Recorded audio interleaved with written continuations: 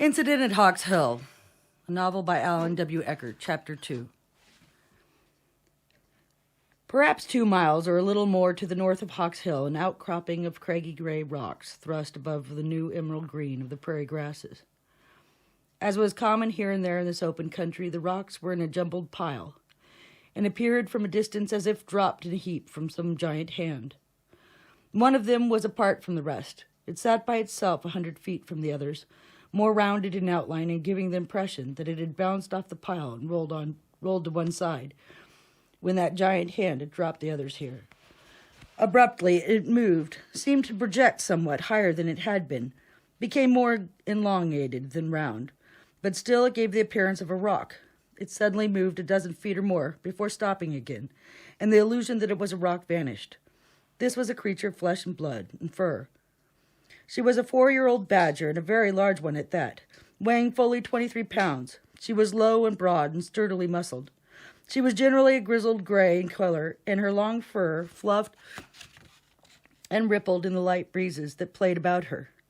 A startlingly white streak of fur, originating on top of her muzzle, just behind the slightly upturned nose, and continued up behind her eyes, between her eyes, and over her head and shoulders, then gradually melded with the light gray of her upper back.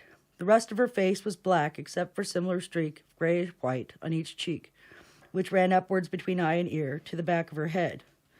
The big animal had been in this area for many minutes, and she was studying it carefully. She had come a long way this day, and the territory was new to her. Less than 3 miles to the west of here, she had paused like this about an hour ago. But even though there was an abundant food supply there, as evidenced by the hundreds of low prairie dog mounds all around, for some reason it hadn't suited her. The big rodents could have provided a food source for her while she was, in the days to come, unable to range her normal great distances for prey. But the terrain was not to her liking, and she had moved on until reaching this area of the rock pile. Her species was a populous one, inhabiting in this year of 1870 suitable ranges from the Peace River in the north and the Alleghenies in the east to the Pacific and Gulf Coast in the west and south. Preference was clearly for plains, prairies, and deserts, but sometimes they were in marshy countries or woodlands, and they could even be found at altitudes of up to 13,000 feet in the Rocky Mountains. Wherever suitable prey lived, badgers lived there too. Perhaps a mile to the east of where this large female badger now stood was the tree-lined Red River, weaving its way towards Lake Winnipeg.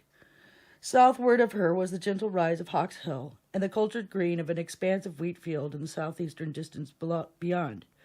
To north and west stretched the new green of the prairie surface, rippling pleasantly and broken only occasionally in the distance by rocky outcroppings like this one, so close to her, or by cattail reeds and low willow growth around the scattered potholes.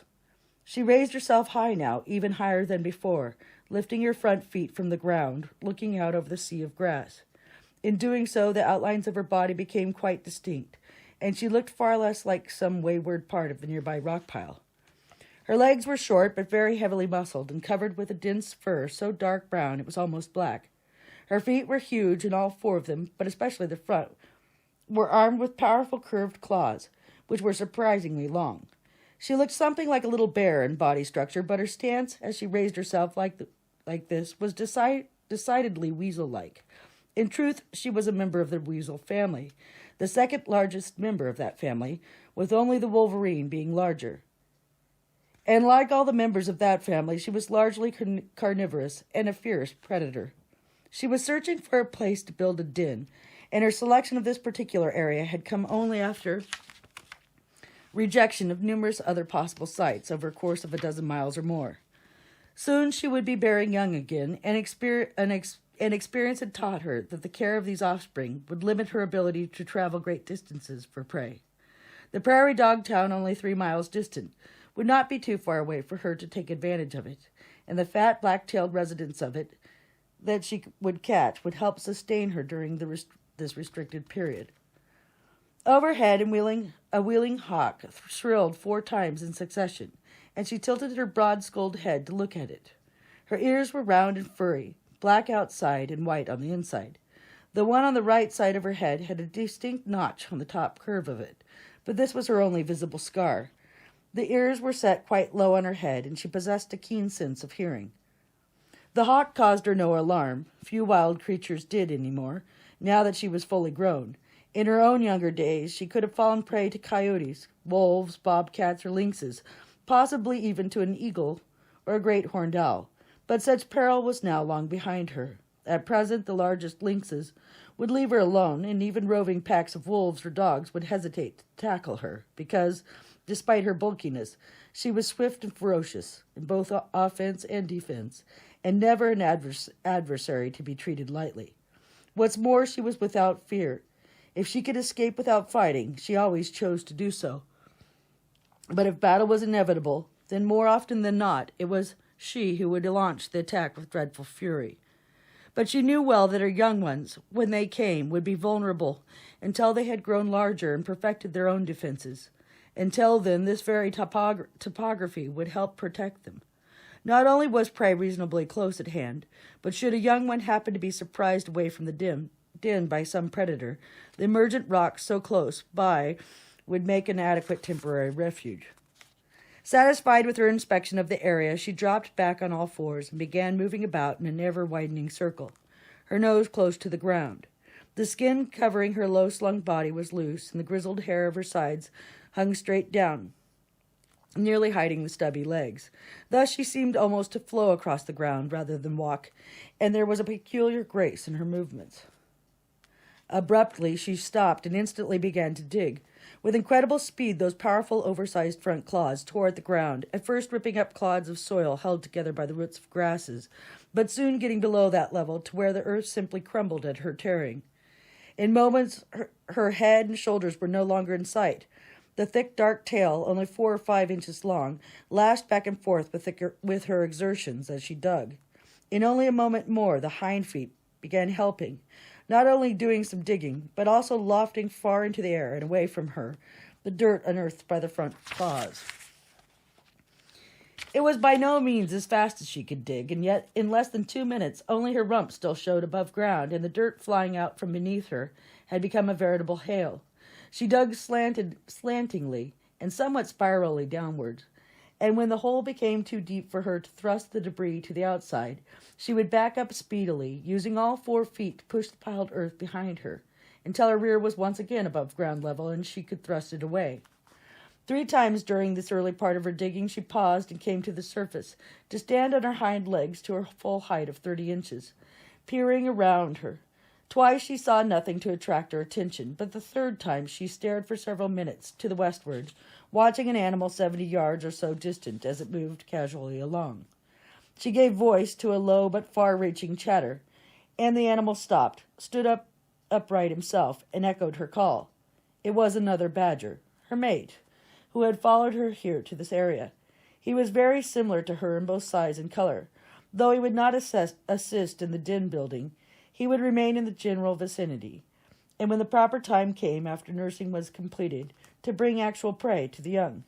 He would help in the hunting of mice and ground squirrels and ground-nesting birds. After another brief chatter, the female re-entered the hole and resumed her furious digging. The energy she expended in this excavating was enormous, and it seemed her strength would have to give out, and she would need to stop and rest. But her pace in the digging did not slacken, and she showed no outward indication of weariness. Ever since she had begun digging, a strange wheezing sound had issued from her, as if from asthma, and this was accompanied by a series of soft growls and gruntings. Downward she continued, grumbling to herself as she went, until she reached a depth of about 5 feet. Here she leveled off, but her digging continued unchecked. Time after time she backed to the surface, thrusting along behind her the soil to scatter it at the surface. Instinctively she knew precisely when she had dug just enough, so that it was not too much of a burden to push it out, yet not so little that she was wasting effort. And surprisingly, although already she had thrown outside a large volume of soil, there was little sign of it, and no mounding of the excavated earth, as was so clearly evident in the prairie dog towns. The hind legs not only thrust the soil out behind, but they sprayed it over a wide expanse, and it fell between the grasses and did not cover the grass in any one spot. When digging for prey or to escape from danger, or even just to make a temporary den for herself, she would not take such care or expend such added effort. but simply let the dirt pile up in a huge mound adjacent to the burrow. Now, however, instinct told her that to leave such a mound would advertise her presence and possibly endanger her young ones, soon to be born here, and so the scattering of the earth was cleverly and effectively accomplished. From the point where she had leveled off, she continued digging her tunnel for another 10 feet. Then, though her digging continued, she was no longer moving forward. Rather, she was hollowing out a large chamber for the den area, and still backing the excavated earth to the entry to disperse it. By nightfall, she had completed this first part of her den construction.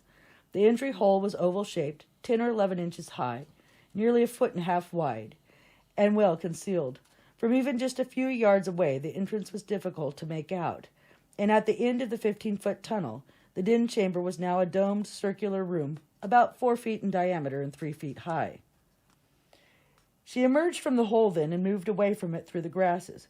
About 30 feet from the entry, she paused and shook herself vigorously, sending little bits of earth flying off that had fallen into her fur. She began to move again and suddenly darted off with deceptive speed to one side. She pounced, and there was a faint piercing squeak that died at its peak as she captured a meadow vole and crushed it in her teeth. In several gulps she had chewed it up whole and then swallowed it. After licking her muzzle briefly, she continued in the direction she had been heading. When she stopped again, she was fully 50 feet from the entrance of her burrow, and again she began, without hesitation, to dig. This burrow went down more slantingly than the first, and she had already tunneled some 8 or 9 feet through the ground before she reached a depth of 5 feet below the surface and leveled off. Again she worked steadily, wheezing asthmatically with each breath, grunting and growling and mumbling to herself continually, chattering rather angrily whenever she encountered a small rock.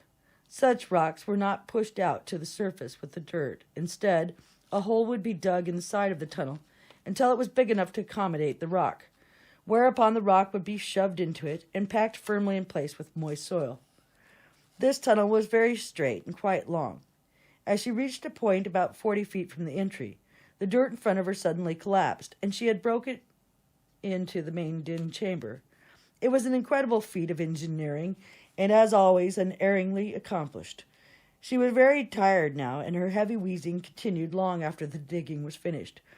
But she had built a very safe den with a short, easy access tunnel for normal usage, and a long escape shaft in event of emergency. More than half the night was gone now, and it seemed likely she would settle down for a long, well-earned rest from these labors. Such was not to be the case. Within 15 minutes, by which time the wheezing had considerably eased, she was again emerging from the main entry. Without delay, she began ranging about, clawing up bunches of light, dried grasses from last year that were still clustered at the base of the spring's new growth. When she had gathered a compact ball of them only slightly smaller than her own head, she raised herself high and, using her forepaws as hands, tucked this ball into the hollow of her neck, and then bent her head down so that her lower jaw held it in place. Then, moving slowly so as to not drop her load, she returned to the hole. Here she turned around and backed into the burrow, with her front paws helping to hold the ball of grasses in place as well. In moments she had backed to the den chamber and was tearing the ball apart and scattering it on the floor. Time after time she made the same trip for such bedding, until just before the dawning the den floor had a compressed matting of 2 or 3 inches of the soft, dry grasses. Again she left, and this time went to the rock pile, where from the damp and shady ground close to the northern base of the pile she gathered up similar loads of spongy green mosses. These too she carried to the den chamber until she had covered about half of the grass base with a lining of moss. And now, with the tunneling and den chamber completed, she curled up on the comfortable nest of moss and grass and slept. Quite soon now, certainly within the next 4 or 5 days, her young would be born. They would be her third litter, and with luck, perhaps it would be a litter as successful as the first had been, hopefully not as ill-fated as the second. There had been 3 pups in that first litter, and the raising and training of them had gone smoothly. It had been nearly 20 miles to the northwest of here, closer to where the prairie suddenly ended, and a land of unbroken forest stretched to the north. Only once during that rearing period had danger threatened. A badger's mother love and an instinct to protect her young at all costs, and despite possible danger to self, makes her a decidedly dangerous foe. When one of her babies, just newly out of the den after its eyes had opened, was nearly caught by a large male lynx, disaster had been averted by the female badger. Considerably smaller then than now, she had nevertheless launched a concerted attack on the much larger predator, and had viciously driven him off, squalling from his wounds. It was this lynx whose teeth had closed on her right ear and torn away a chunk of its edge, leaving it permanently notched. Otherwise, she had emerged from the fracas unhurt. The 3 pups had matured, and with the help of her mate in hunting, she had kept them well supplied with food after weaning. Later in the summer, she had taught them to hunt for themselves, and it was about this time that her mate had gone off on his own and had not returned. And finally, as winter was drawing nigh, and the 3 pups had learned to care for themselves, she had driven them off to find their own territories and their own life. Soon after that, the female had found a new mate. She was with him off and on in the months which followed, once in a while even sharing her den with him.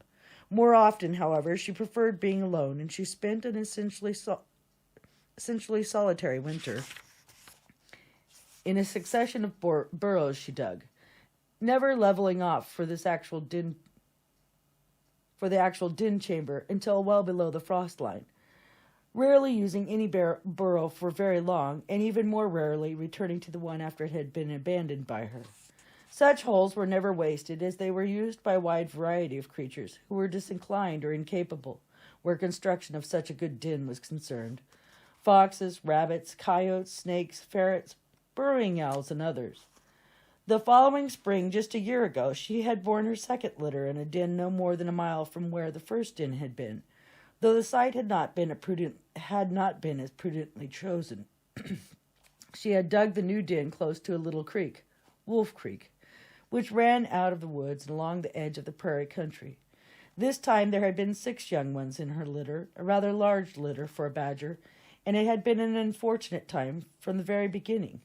Only days after the young had arrived, there had come up a tremendous spring storm, which lasted for 3 days. The creek swelled and left its banks. Suddenly, water was rushing down into the burrow, flooding the den chamber. She had managed to save only 2 before the den was covered, and even those 2 did not survive much longer. Less than a week after these young ones had first begun emerging from the new den, the female had dug. One of them got careless and was caught by a golden eagle, and then immediately stolen from the eagle by a pair of wily roving coyotes. Only a fortnight later, the female's mate had been killed by a bullet from the rifle of a horseman who happened along, and the last young one, after a fierce fight with a yearling wolf while his mother was off hunting, managed to escape to the safety of the den, but he was so badly injured that he died there in the den chamber without ever surfacing again. The female had gone away after that, gradually leaving this area of tragedy far behind her, as she spent the remainder of the summer preying on mice and ground squirrels, snowshoe rabbits and prairie dogs, sharp-tailed grouse and prairie chickens, and other ground-nesting birds until last autumn she was found by another male. At first she would have nothing to do with him, but he persisted in his courtship, and at last she came into season and accepted him. The mating, early in December, was successful, as evidenced by the litter she was now preparing to deliver. But winter was coming, and in this far northern clime, winter can be a dreadful time. The badger does not hibernate, as do the prairie dogs and many of the other creatures upon which it normally preys. Food, therefore, quite frequently becomes extremely scarce, almost non-existent. It was necessary for the badger during the preceding late summer and autumn to have built up a heavy layer of fat in her body to help see her through. While true hibernation does not occur, activity tends to slacken greatly, and the large animal remains underground, sleeping much of the time, and often not appearing on the surface for weeks during the coldest weather. The gestation period for badgers is only 6 to 8 weeks, and since their mating occurred in early winter, this would mean the babies ought to be born in February. That, however, would indeed be a harsh time to bear young, and so nature has therefore seen fit, once fertilization has taken place, to retard the development of the badger embryos for the first 2 to 3 months. And so now, with this month of May already a week old, it was nearing time for the female to bear her third litter.